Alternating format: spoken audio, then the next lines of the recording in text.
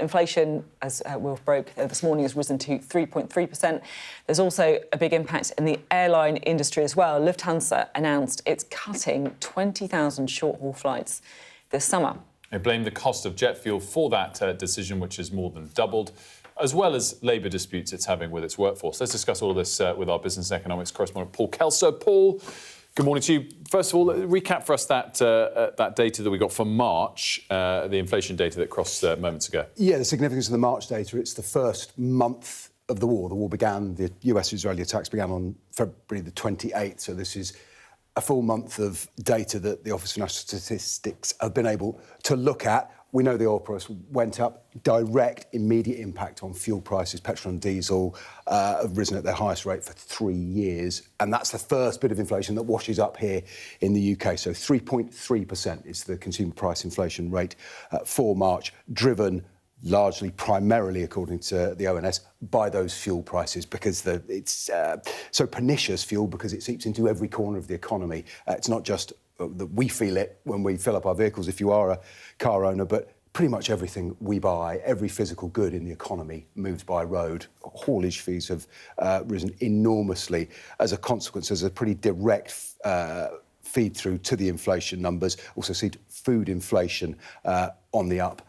As well. I've been out and about this week trying to talk to some of the businesses affected. You go and talk to food manufacturers, importers. They're feeling it immediately from their haulage costs, particularly stuff. If you're eating salad at the moment from Southern Europe, it's come on a lorry.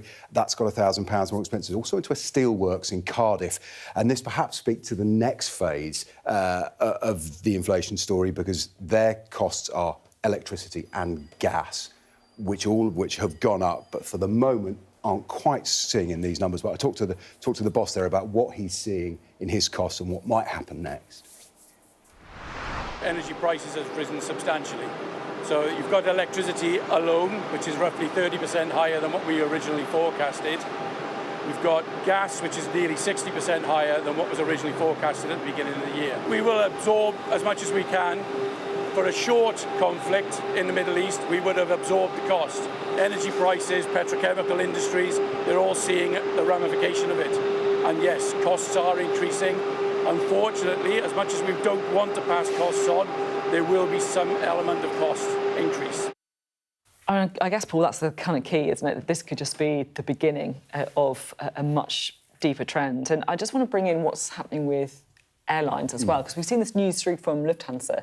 I know there's some specific issues with Lufthansa, but they are also saying that the reason that they're having to cut all these flights is because of the rising cost of jet fuel. Yeah, unusual or occasionally surprising frankness from an enormous organisation, Lufthansa. They announced last night they're cutting 20,000 flights, short-haul flights across Europe.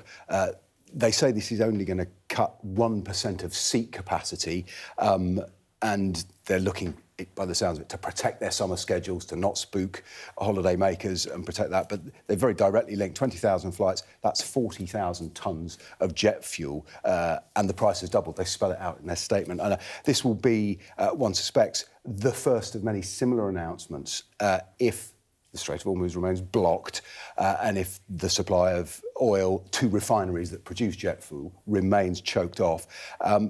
They have little choice but to cut their cloth. They say that their supplies are secure for now, is the phrase in the statement, which is interestingly not that reassuring. It doesn't say they've got enough till October, but that is the reality. Jet fuel, then diesel, then petrol. That feels like the order of supply challenge. But I think it's the 20,000 flights cut over the summer, and that's their May to October schedule. It actually equates to 150 of their routes per day. Is so headline grabbing, but I do think the key thing, as you pointed out there, Paul, is it's based on price doubling of fuel, not lack of supply, or so they say, though the knock-on effects obviously fairly similar for us if your flight that you usually take gets cancelled. And as you say, on seat capacity, it's quite low because it's a lot of their smaller planes doing short-haul flights that they say are already unprofitable.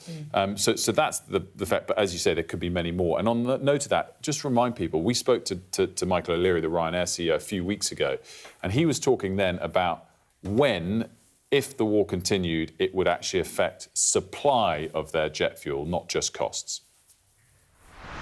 The war continues and the disruption to supply continues. We think there's a reasonable risk, some low level, maybe 10, 20, 25% of our supplies might be at risk through May and June. So, like everybody else in the industry, we hope that this war ends sooner rather than later. At the moment, we're reasonably certain there'll be no disruption in supply until about the middle of May. And obviously, we would hope this war will finish before the end of April, and then I think the risk of disruption will go away.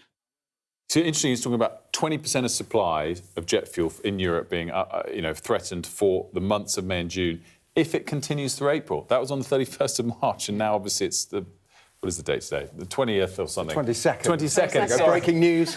Breaking news. 22nd of April. So, Glad we've got you here. It's, to your point, I think there could be more of these types of Lufthansa announcements as weeks go on. Absolutely. And the challenge Europe has right now is that the shortage, the absence of that oil from the Gulf is showing up right now. The last shipments have arrived. Asia has been choked off from the very beginning of this war, but every day that passes is ships not at sea heading in this direction with oil, and this will spread. Clearly, companies like Lufthansa and others are trying to mitigate and manage it. But it is coming, and these inflation figures, which will trouble people who were expecting, as you said, inflation to be heading down, now going up. The question now is how high and how much can this be offset? How quickly will this end? Lovely. Thanks, Paul. Thank you, Paul. We're interested to hear from you if you're being impacted by this. Are you trying to book a flight over the summer? Are you a farmer seeing increases in red diesel? Are you a small business owner who is worried about passing costs on to consumers? Let us know at mornings@sky.uk, mornings@sky.uk.